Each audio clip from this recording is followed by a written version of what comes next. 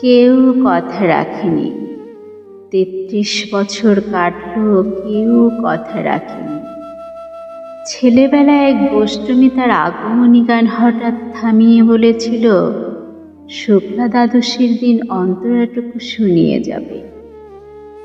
তারপর কত চন্দ্রভোগ অমাবস্যা এসে চলে গেল, কিন্তু সেই গোষ্ঠী আর এলো না। ২৫ বছর প্রতীক্ষায় আছি।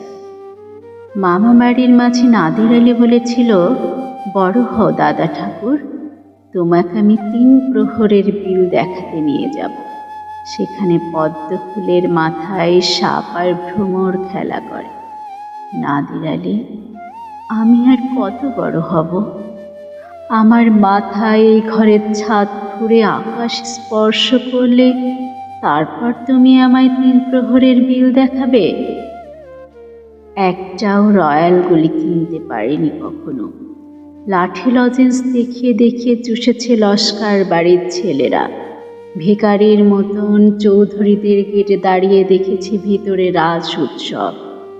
অবিরল রঙের ধারার মধ্যে সুবর্ণ কঙ্কন পরা ফর্সা রমণীরা কত রকম আমোদে হেসেছে। আমার দিকে তারা ফিরেও চায়নি। বাবা আমার কাঁধ ছুঁয়ে বলেছিলেন, দেখিস একদিন আমরাও। বাবা এখন অন্ধ, আমাদের দেখা হয়নি কিছুই। সেই রয়্যালগুলি, সেই লাঠি লজেন্স, সেই রাজ উৎসব আমায় কেউ ফিরিয়ে দেবে না।